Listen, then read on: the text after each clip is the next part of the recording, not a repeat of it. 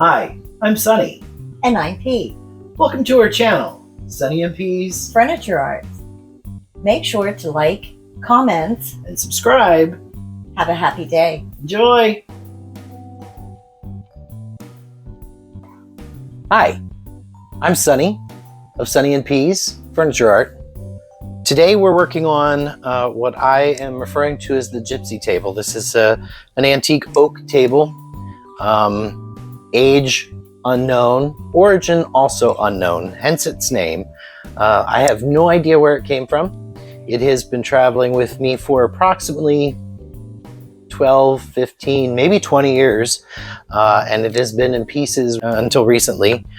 And when I say pieces, literally pieces. The legs were separate, the apron, the lower shelf, and the top was in 3 sections as well.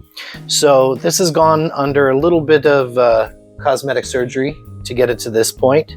A lot of gluing, clamping. We've sanded, and we have primed with a spray shellac primer. We've also added these embellishments. These are resin castings. This is a pretty plain table other than this banding here. We don't have a lot of detail, but being the Gypsy table, we felt it needed a little bit of bling to work with. So there we are. We're going to go with the Gypsy theme today and go to our cabinet, and we are working with Dixie Belle paints, Bunker Hill Blue, aubergine, and amethyst. Trying to stick with that gypsy vibe. I think it'll work. I'm going to get 2 sizes of brushes out here, large brush for the larger surfaces, and this pointed brush for small nooks and crannies and so on. So we're going to just dive in. I'm going to start with the darker of the purples, the aubergine. So I'm going to set these aside for now. And let me get my kneeling pad, or my knees will be hurting in short order. I've pre-mixed these. So you don't need a lot of paint on your brush here. Just dip it in. This does go a long way. And before I start, I should probably grab my spray bottle.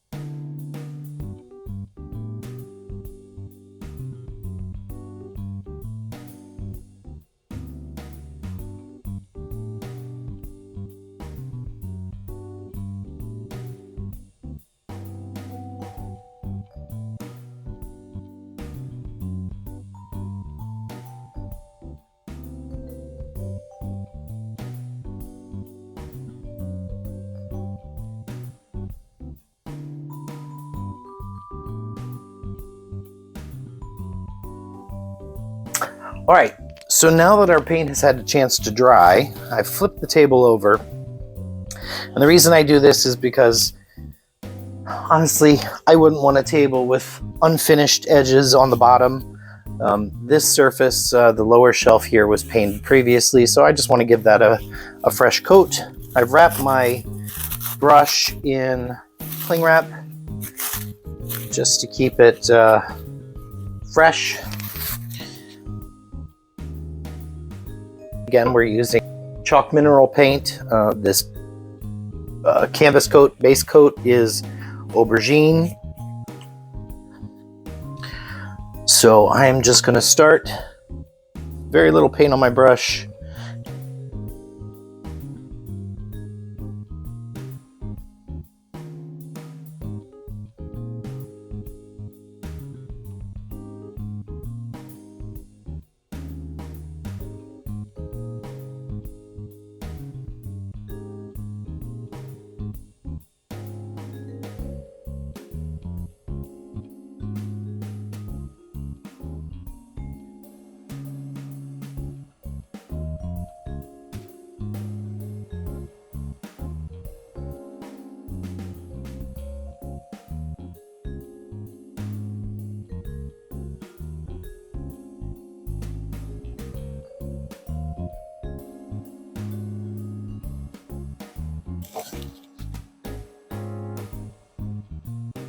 And inevitably, I am not one of those painters that can do a paint project without getting paint all over me.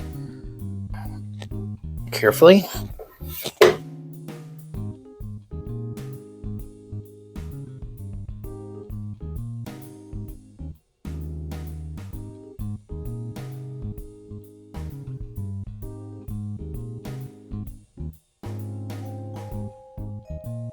So we're back with the Gypsy table.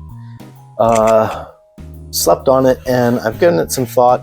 Kind of changed directions here from where I had originally planned to go. So we've got our base coat on, and that is aubergine Dixie Belle chalk paint. I've gone with the grain, so I have a relatively smooth finish. I'm going to do some blending on this tabletop. I had a plan and slept on it. And sometimes our plans change, don't they? So we're going to go in a new direction here. Hopefully, I have this propped up on a Dixie Belle box, so hopefully everybody can see the tabletop, which is going to be our primary focus. We're going to do a little on the legs down the road after we get the top done. But yeah, let's get started.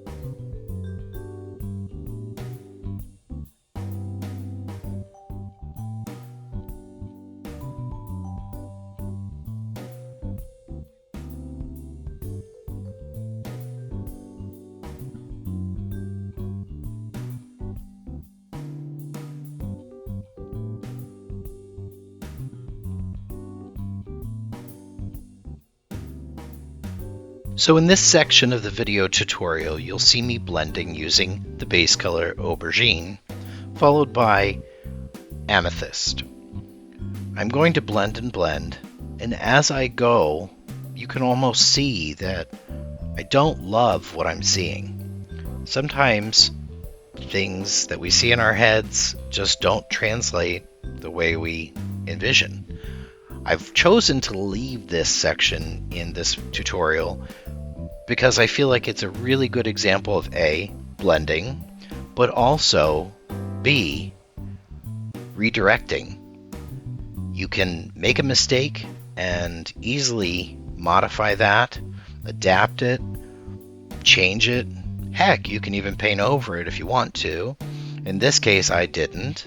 I reblended and reblended and reblended. And you'll see as I go along, I come out with a pattern that I really, really love, which actually inspired the full name of this piece, the Gypsy Moons.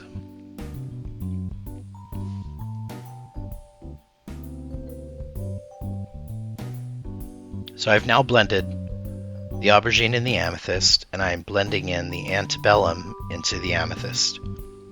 I'm going for 4 semicircular shapes around the perimeter of the table. The more I did this, however, the more I realized what I saw in my head really wasn't going to work.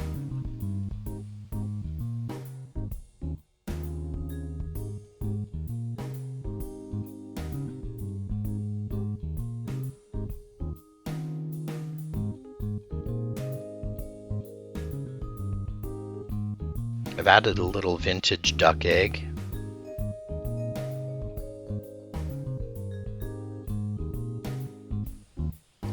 And here is when I begin the redirection that I discussed. I've come up with a modification of the original pattern, the original blend that I planned, and decided that I really liked this, so I continued working on this.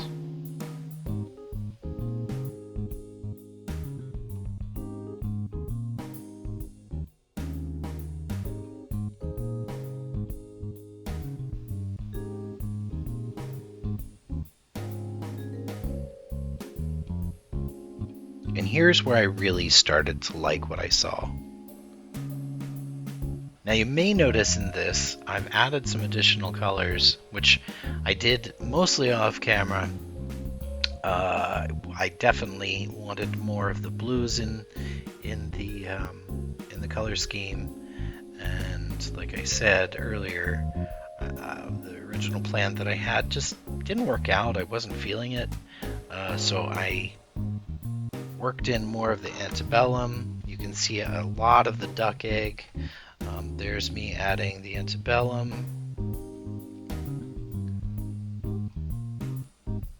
blending it in to that amethyst color, semicircular motions.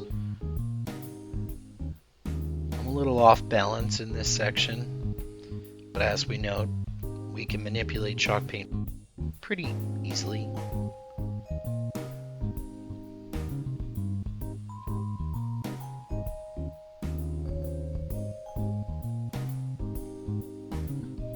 Going back in to balance that out a little bit. Add a little bit more lightness. And remember, y'all, this is a process, so as you're going through, if you see something you don't like, it's not hard to change it.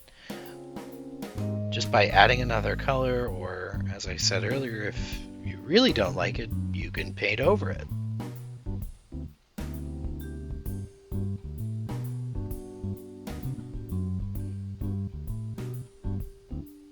In this part I was adding some palmetto green, which was a new addition, to try to get a little bit of blend between my two moons, so to speak. Kind of looks like a butterfly. Could have gone that direction too.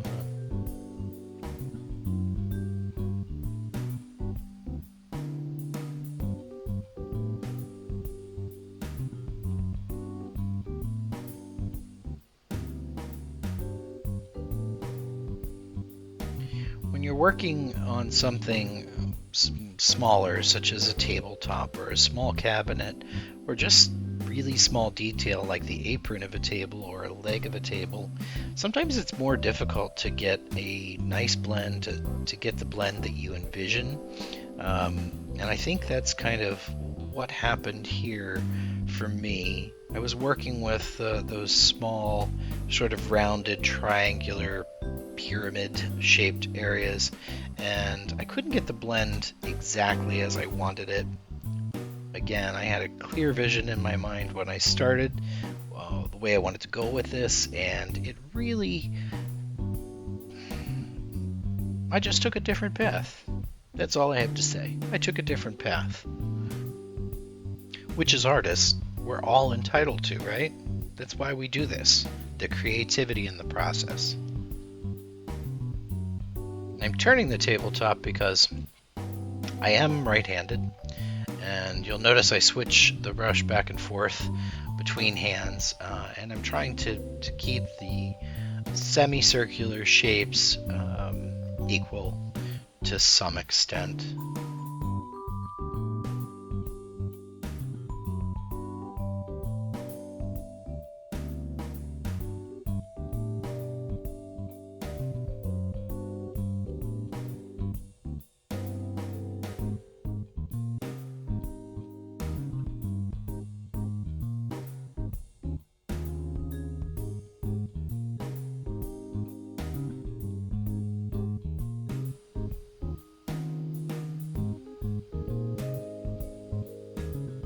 had a lot of really great things to say in this section, and I really wish my mic would have recorded. Oh, there's Miss Macy. Miss Macy is my 3-year-old puppy baby best friend. She has a little bit of an eye allergy going on in this video, but she just had to make her presence known.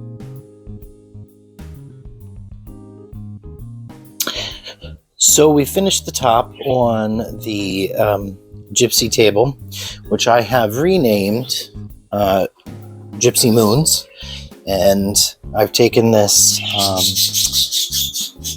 of course I'm recording, so there are the birds. Good morning, birds. It's a Florida thing, that's all I have to say. So my project sort of evolved as I went. I was inspired by Kristana at Bella Renovare. Check out her YouTube channel. I'll link it. She's got a great technique and tutorial on Aurora Borealis finish, and I sort of went with that. This does look a little bit more, I'm looking at it in the camera, and it looks a little bit more streaky and less blended than it actually is. And I did do a few touch-ups off camera, so that it's not completely dry. But I went with the Gypsy Moons theme. As I said before, this table has been with me for a very, very long time and in many pieces. I have no idea where it came from. It just showed up and it's traveled along, so hence the name Gypsy. And when I got this blend on it, I realized what I had originally intended was the idea of a gypsy tablecloth on top. I just imagine her fortune telling or crystal balls or something kind of magical. And it sort of evolved into this, so I'm calling it Gypsy Moons. So what we're going to do is carry the blend down onto the apron, down to the legs a little bit. Once that dries, we're going to do a little bit of gilding wax, because you gotta love the gold. So we're gonna get started on this. If you have any questions, please comment.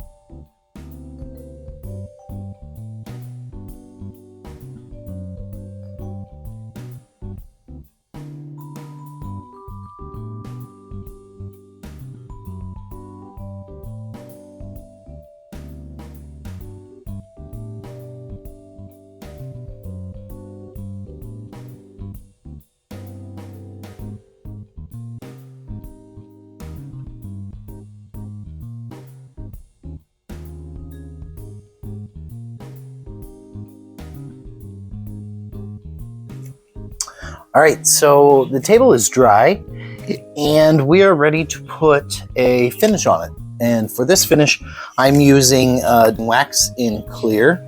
I'm going to grab my wax brush. This is a pretty simple process. I have the tabletop tipped up so you can see what I'm doing on the top.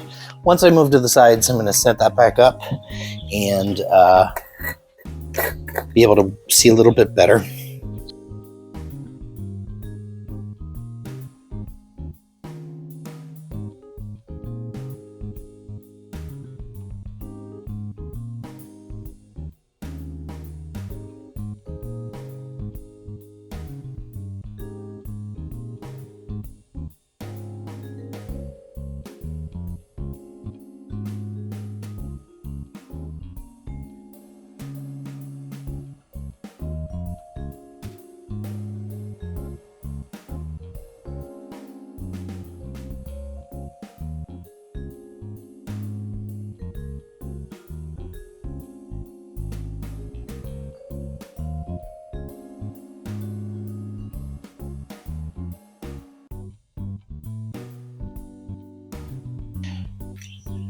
So it's pretty simple. That's the tabletop.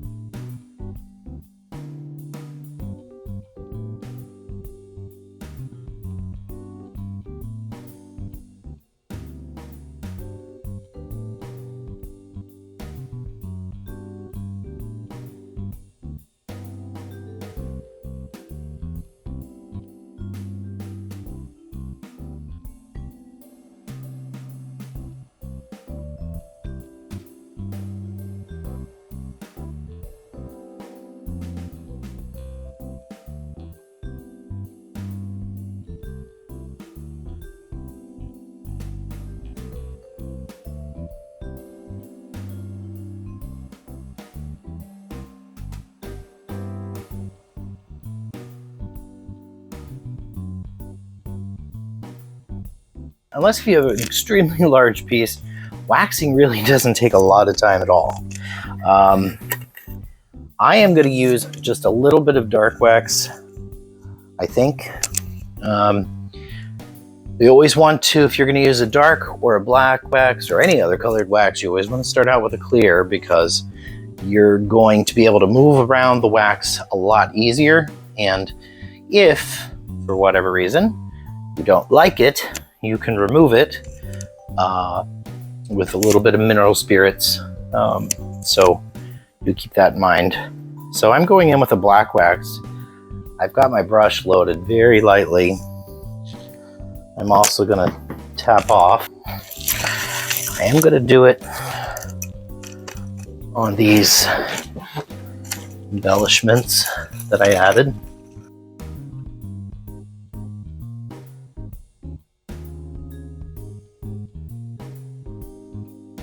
I'm really going to rub it in there.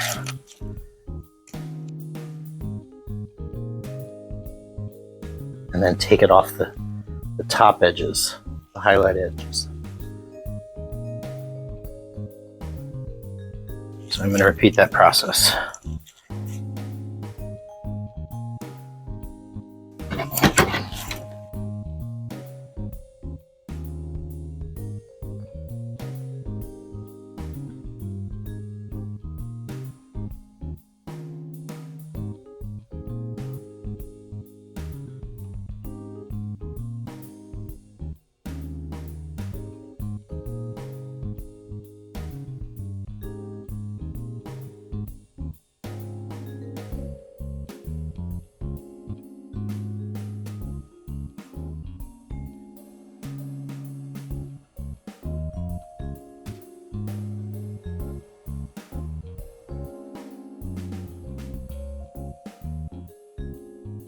Now remember, I didn't do the legs uniformly, so there is going to be variation on those medallions in their coloring once I put the black wax on.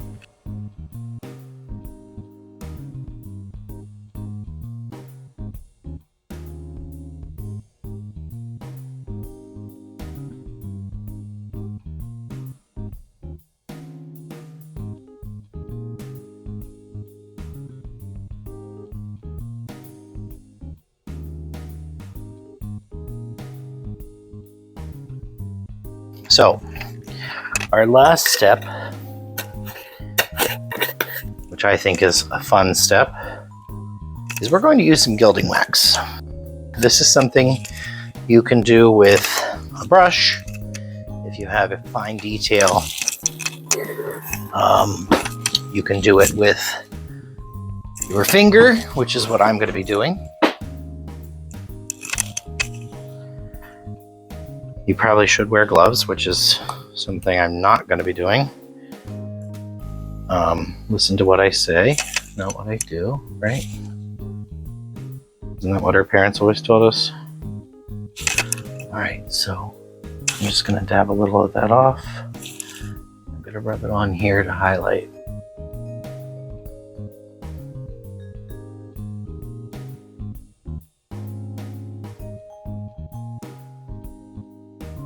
I'm not doing the whole leg. I just want to pick up a few little accents here and there.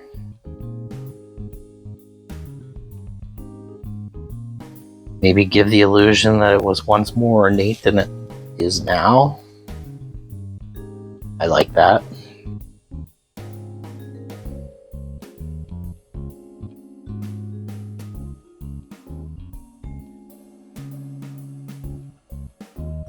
Over age, it probably would have worn off pretty much on these edges. This is our playtime, so I'm gonna repeat this on the top edge here.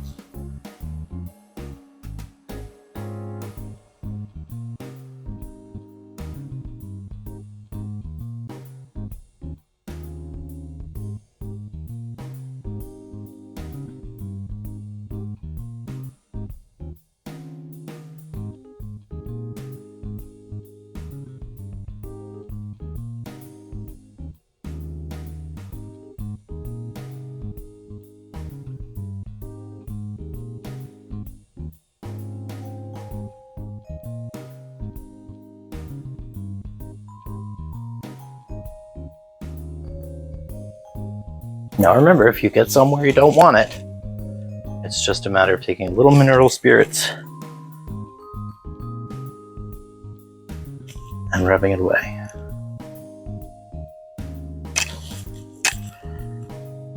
So I'm just going to soften that a little bit with my wax rag.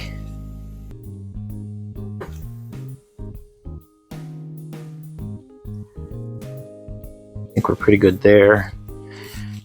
I like what we've got going on the legs.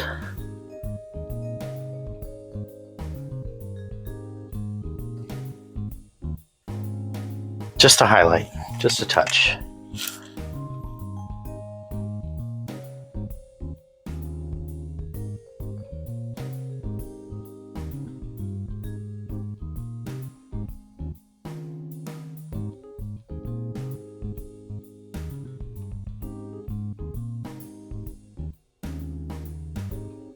All right, so here we have the finished look.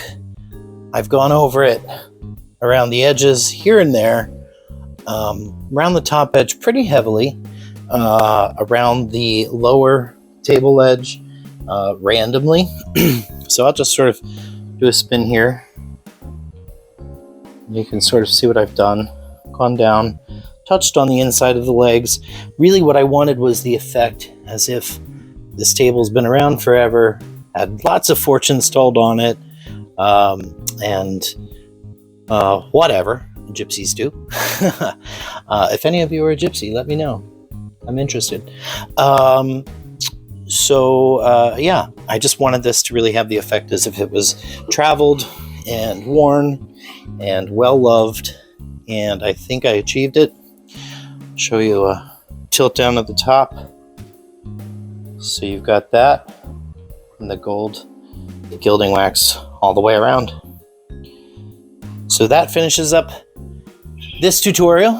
Thank you for joining me. Again, I'm Sunny of Peace Furniture Art. If you haven't already, please remember to like, comment, and subscribe, and click that little notifications bell so you'll get notified every time we put out some new content. We have a lot of content that I'm working on editing right now, so you'll see a lot coming from us in the near future. Thank you for joining me, and I wish you a happy day. Take care.